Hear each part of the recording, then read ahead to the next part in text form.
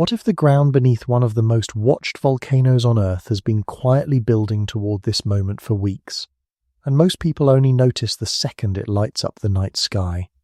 This morning, at the summit of Kilauea in Hawaii, a fountain of lava rose 500 feet into the air.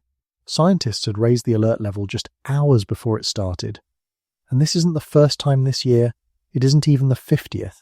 This is episode 54 of an eruption that has been going on and off since the final week of December 2024. If that number surprises you, stay with us. Because understanding why Kilauea keeps doing this, and why this particular episode has people paying closer attention than usual, tells you something remarkable about how one of the most active volcanoes on the planet actually works.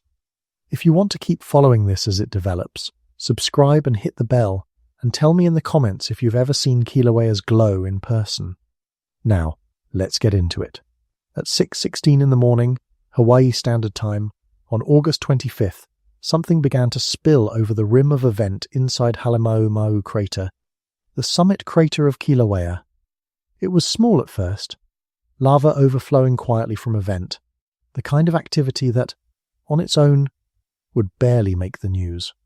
But the scientists at the Hawaiian Volcano Observatory had been watching the ground itself for days, and they already knew what this small overflow meant.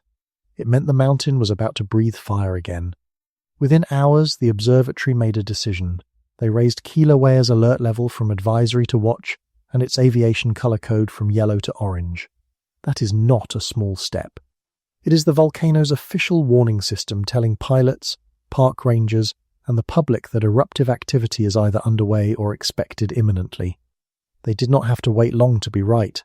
By 10:30 that same morning, the small overflow became something much bigger. Lava began fountaining from the north vent inside Halema'uma'u, and it kept climbing. By early afternoon, that fountain had reached roughly 500 feet into the air, taller than a 50-story building, made entirely of molten rock. Above it, a plume of volcanic gas and ash rose to 17,000 feet, drifting toward the southwest on the wind. This is episode 54 of the ongoing Halema'uma'u eruption.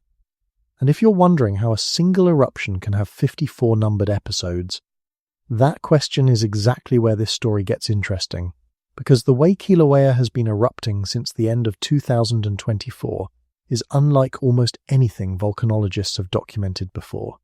To understand why Kilauea's current eruption is broken into numbered chapters, instead of being one continuous event, you have to understand what's happening beneath the surface, in the plumbing that feeds it. Kilauea sits on top of a shallow reservoir of magma, a kind of underground holding tank a few miles beneath the summit. That reservoir doesn't erupt all at once. It fills slowly as magma rises up from deep within the earth, and as it fills, the ground above it actually swells, rising by fractions of an inch, measured by sensitive tilt instruments planted around the summit.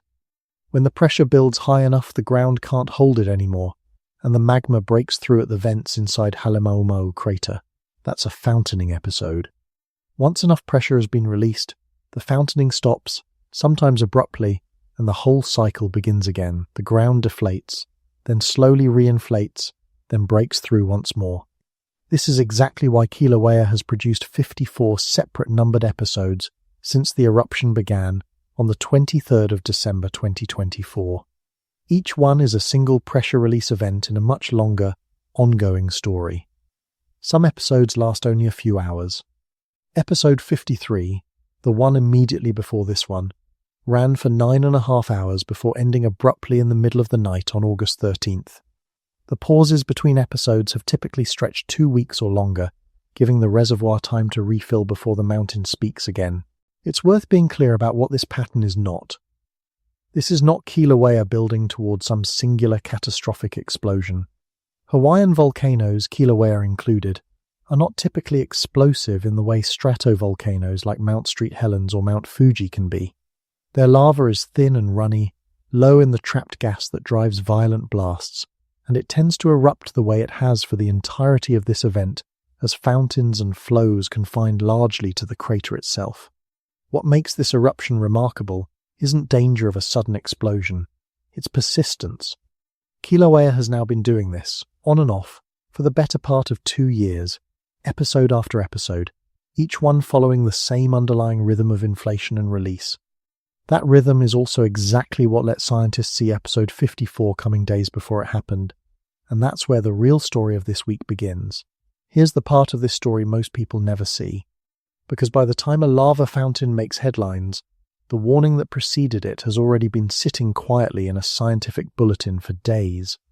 Kilauea's summit is wrapped in instruments that measure the ground itself, tiltmeters that can detect swelling of a fraction of a degree, seismometers that pick up the tremor of magma moving underground, and gas sensors that track what's escaping from the vents. Together, these instruments let the Hawaiian Volcano Observatory forecast, with real but imperfect precision, when the next episode is likely to begin. You can actually watch that forecast narrow in the days leading up to this eruption. On August 20th, the observatory's public update estimated the next episode was likely sometime between August 22nd and August 26th. By August 24th, that window had tightened to between August 25th and 28th, with Tuesday or Wednesday flagged as most likely if the inflation rate held. And then, in the early hours of August 25th itself, once the precursory overflows began, the observatory narrowed it one final time. Onset expected within 12 hours. It began less than 12 hours later. This is worth sitting with for a moment, because it says something significant about how well understood Kilauea's plumbing has become after 2 years of continuous monitoring. Nobody can say a fountaining episode will start on an exact minute, but the broad shape of it, the fact that pressure was building toward a release, and roughly when that release was likely to happen was written into the public record days in advance. Once episode 54 actually began, the details filled in quickly. The eruption is confined to 2 vents on the floor of Halema'uma'u crater, the north vent, which produced the primary 500-foot fountain, and a south vent area that includes a newer vent formed during a collapse in the crater floor back in episode 53. Wind direction mattered too. Ground sensors near the vents showed the wind blowing from the northeast, which meant volcanic gas and fine ash, sometimes called Pele's hair, were being carried toward the southwest away from the most heavily visited overlooks, but toward downwind communities on that side of the island. None of this is unprecedented for Kilauea. Fountains in this eruptive sequence have reached as high as 1,500 feet in past episodes, with plumes climbing over 20,000 feet. By that measure, episode 54's 500-foot fountain and 17,000-foot plume sit well within the range this volcano has already shown it's capable of. What makes it newsworthy isn't that it broke a record. It's that, once again, a mountain that has erupted more than 50 times in under 2 years did exactly what its own instruments said it would. To really understand what episode 54 means, it helps to step back from this single week and look at what Kilauea has done before. Because this isn't a mountain new to drama. The eruption most people outside Hawaii actually remember is the one from 2018, and it's worth explaining briefly why that event looked so different from what's happening now. In the spring of 2018, Kilauea's magma didn't stay confined to the summit. It travelled underground for miles down the volcano's east rift zone and broke out in a residential area called Leilani Estates on the lower flank of the volcano.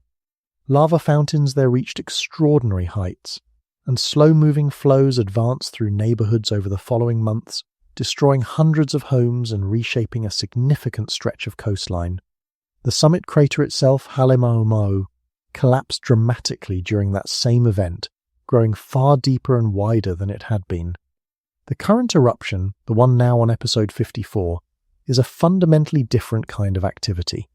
Since it began in December 2024, this eruption has stayed confined almost entirely to the floor of Halema'uma'u crater itself, inside Hawaii Volcanoes National Park, far from residential neighbourhoods. That distinction matters enormously for what this activity actually threatens. It is not moving toward homes. It is not opening new fissures miles away. It is a summit eruption, repeating in the same crater, episode after episode, largely within the boundaries of the park built specifically to contain and showcase exactly this kind of activity. There's one more piece of recent history worth including, because it happened on this same island just days before episode 54 began. In mid-August, Hawaii's Big Island was struck by Hurricane Lala, which made a near-direct hit on the southern tip of the island as a Category 1 storm, bringing torrential rain, flash flooding, and widespread power outages. Some parts of the island's windward slopes recorded well over a foot of rain in a single weekend. By the time Lala moved on, the same volcanic slopes now venting, Episode 54's ash and gas had already been soaked by one of the wettest storms the island had seen in years, a reminder that Hawaii's big island doesn't experience these hazards. One at a time, it experiences them layered on top of each other, on the same ground, sometimes within the same month. That layering is exactly why understanding what Episode 54 actually puts at risk, not in a worst-case sense, but in the ordinary, well-documented sense of what a Kilauea eruption does to the air, the land, and the people living downwind is where we're headed next. So what does an eruption like Episode 54 actually threaten, in practical terms, for the people living on this island? The most immediate hazard isn't lava itself. Because the eruption is confined to Halema'uma'u crater, deep inside the national park and far from any town, the flows and fountains pose essentially no direct threat to homes or roads. The real hazard is what rises into the air above the crater and travels with the wind. The first is volcanic smog, known locally as VOG. Kilauea's vents release large volumes of sulfur dioxide gas, which reacts with sunlight, oxygen, and moisture in the air to form a haze that can drift for miles downwind. VOG is not a minor nuisance for everyone. For people with asthma, other respiratory conditions, or heart conditions, it can cause real difficulty breathing, and Hawaii's health department routinely issues guidance during active episodes, advising sensitive groups to stay indoors and limit outdoor exertion when VOG levels rise. The second hazard is what falls out of that plume closer to the vents. Along with ash, Kilauea's fountains produce a strange and specific volcanic material called Pele's hair, thin golden strands of volcanic glass formed when lava is stretched and cooled in mid-air. It's lightweight enough to be carried well beyond the crater itself and can cause skin and eye irritation if it lands on people nearby. Closer to the vents, heavier ash and small fragments called tephra fall more directly, generally within a few miles downwind, which is one of the reasons the National Park Service closes overlooks and trails near an active vent during a fountaining episode. That leads to the third, most immediate impact: access. Hawaii Volcanoes National Park, which surrounds the summit, adjusts its closures in real time as episodes begin and end, shutting the overlooks and trails closest to Halema'uma'u whenever fountaining is active or imminent, and reopening them once conditions ease. For residents and visitors on that side of the island, that means an eruption like Episode 54 isn't just something to watch from a distance. It reshapes, for a few hours at a time, which roads are open, which views are accessible, and whether it's a good day to be outdoors at all. None of this rises to the level of the 2018 crisis, and it isn't meant to, but it's also not nothing. It's a recurring, well-documented set of hazards that this island has now managed through 54 separate episodes in under 2 years, which raises a fair question. If this keeps happening on a predictable rhythm, why does each new episode still draw this much attention? It's a fair question. If Kilauea has erupted 54 times in under 2 years, each one following roughly the same script, why does Episode 54 deserve its own attention rather than being treated as routine? The answer comes down to what scientists actually get out of watching a volcano erupt this often. Kilauea is one of the most closely monitored volcanoes on Earth, and eruptions with this kind of regular, repeating structure are rare enough to be genuinely valuable to volcanology as a science. Most volcanoes that erupt only once every few decades or centuries give researchers a single data point separated by long stretches of silence. Kilauea, erupting in 50-plus discrete, well-instrumented episodes over less than 2 years, is instead handing scientists something closer to a long, continuous experiment, the chance to watch the exact same underground plumbing system fill, swell, and release itself again and again, refining the forecasting models a little further with each cycle.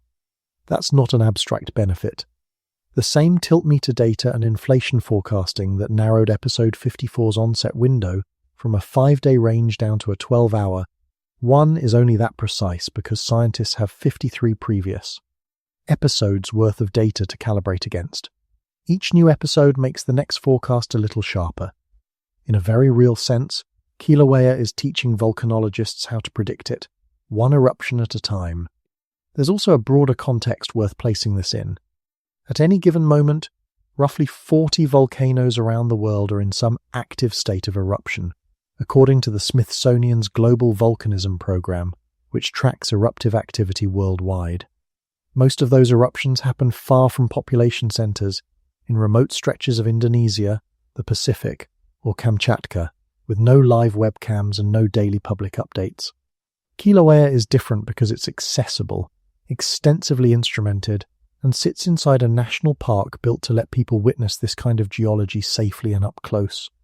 That combination is part of why an eruption most volcanologists would consider a routine, well-forecast event still reliably draws a wide audience every time the fountains rise.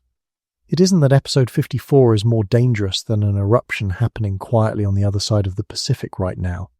It's that this is one of the very few places on Earth where the public gets to watch the whole process unfold, forecast and all, in close to real time.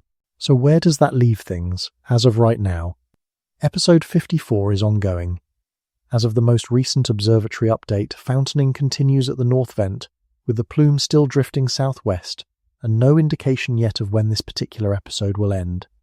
Based on the pattern of the 53 episodes before it, it will most likely conclude within roughly half a day to a day of starting, sometimes ending gradually as the fountain height drops, sometimes stopping abruptly, the way episode 53 did in the middle of the night on August 13th.